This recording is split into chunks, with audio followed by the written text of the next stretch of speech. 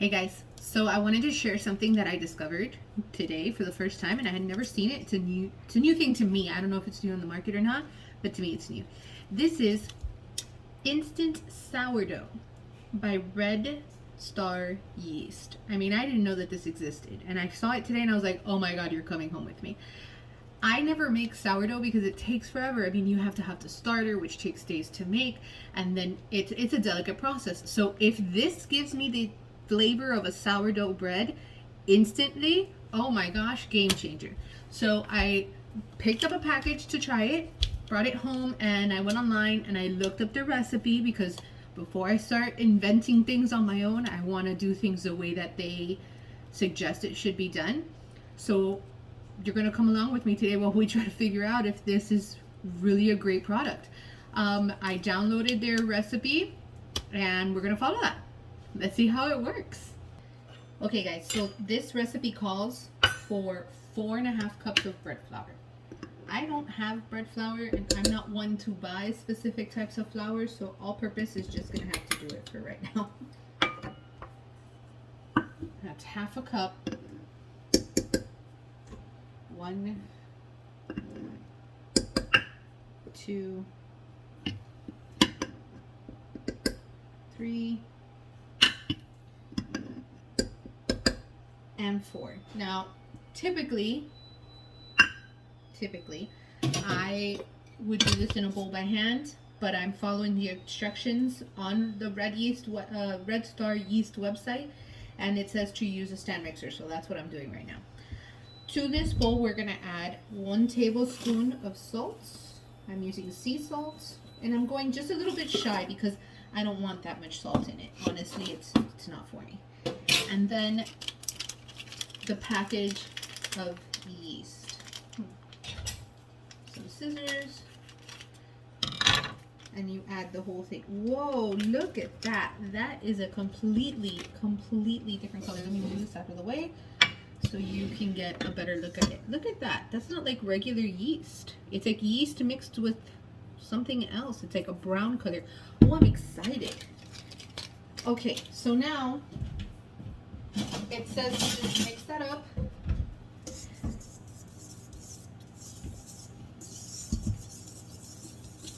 And we're gonna set it on the stand mixer with the paddle attachment, and I'm gonna add 1 3/4 cup of warm water to it. You want warm water because that's what's activating the yeast. It can't be cold. It has to be around 105 degrees. Okay, let's put the attachment on there. There we go. Just having a hard time with that. Put it in place. Now, I like to start on low speed so I don't make a big floury mess. Let's add the water just like it says.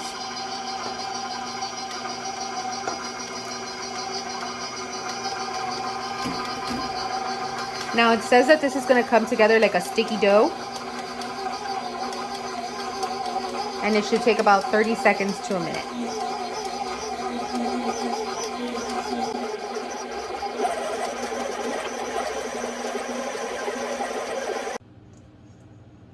Alright friends, this is a sticky dough. See, it just kind of sticks to your hand like that.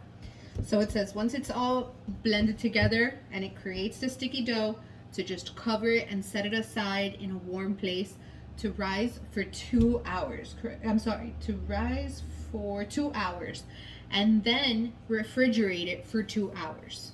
So that's what we're gonna do. Okay guys, so our dough has been rising for 2 hours in a warm place. Look at it, it's beautiful. And now what we're going to do is place it into the fridge, just like it says on the recipe, for 2 hours minimum. Now you can leave it in there for up to 18 hours, and you can make this the day before so that it sits in the fridge, and then you just do the final rise a little bit before you're ready to cook it to have a fresh loaf. But we're going to have this tonight, so I'm going to pop this into the fridge for 2 hours, and then we'll come back 2 hours later to finish it off. Alright guys, next step in the bread. We are going to very liberally coat our work surface in flour. uncover it. It's nice and cold. It's been in the fridge for a couple of hours. And now you're just gonna turn over your dough onto your work surface.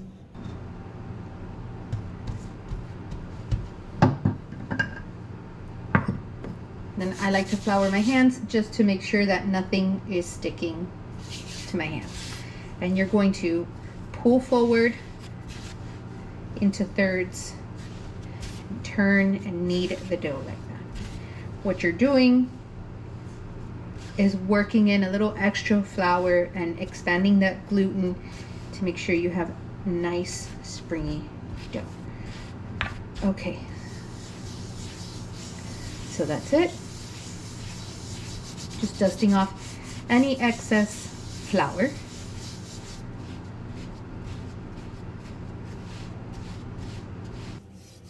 And we're gonna place this back into a bowl, cover it, and let it rise at room temperature for another hour.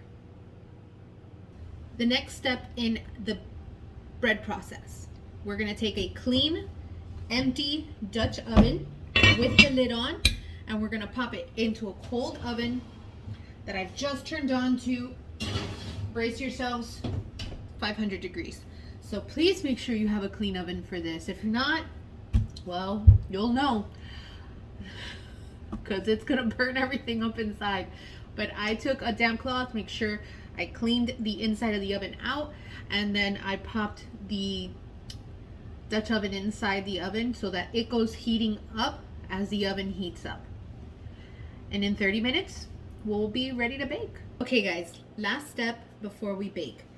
The ball of dough is sitting on a piece of parchment paper. We're gonna take this piece of parchment paper with the dough, place it into the Dutch oven, cover it, and put it in the oven. But first, we're gonna take a very sharp knife. If you don't have a very sharp knife and you have a razor blade, that'll do it as well, believe it or not.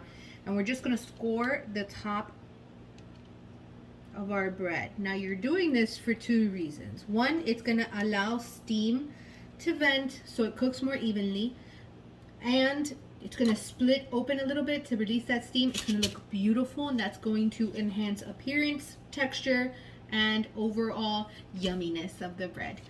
But honestly, it's that venting. It'll just open up like a flower a little bit, and it'll be absolutely beautiful. Now, ever so carefully, this is extremely hot in here, let's take out our Dutch oven.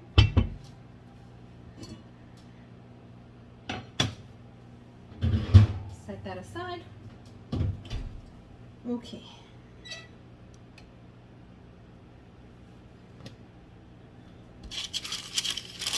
Watch your hands. Place that in there, parchment and all. You want it to have the parchment paper so that it protects and it does not stick. If you have a little excess parchment, that's fine. I just take it and trim the little edges off. It doesn't have to be perfect. Okay, so very carefully take your lid, place it on top, and it goes into the oven. Immediately after you place it into the oven, knock the heat back to 425 and let it bake for 30 minutes. After 30 minutes, we're gonna remove the lid and we're gonna bake it for another 15 minutes. It's been 30 minutes, we have to take it out now and remove the lid. Very carefully, this is extremely hot. Oh my gosh. Look at how beautiful that is. But it's still not done. 15 more minutes, uncovered, and then it'll be ready to eat. Okay guys, 15 minutes has passed. Let's turn off the oven and let's see what we've got. Oh my god, it's beautiful. You guys are gonna laugh at me so much with this, but that's a beautiful loaf of bread. Okay. So ever so carefully, ooh, we have to remove it from the Dutch oven. So you're gonna slide the parchment. Now the parchment is extra crispy from being baked in there, so be careful. There it is. Oh my gosh. Gorgeous.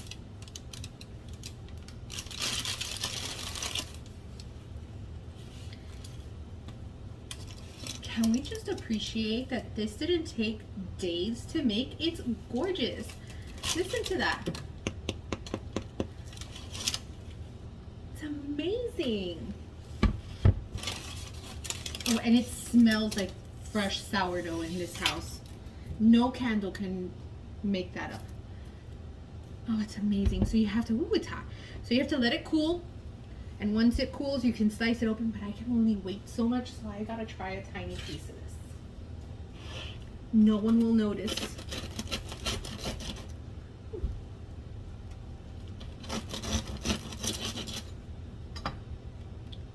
Look at that. Oh my God. Oh, it smells so good. Crunchy. It's so good. I did not oversalt it. It's just fine. That's amazing. You guys have to make this. It's so great. You're gonna love it. It looks beautiful. Look at how soft and fluffy. Oh my God, I made the best bread. This is bakery quality stuff, guys. You're gonna love it. Make it at home. Don't forget to like and subscribe. Give me any questions, any comments, anything, share it with me. I love it. Give me a thumbs up whenever you can, and don't forget to ring the bell. Thank you so much for joining.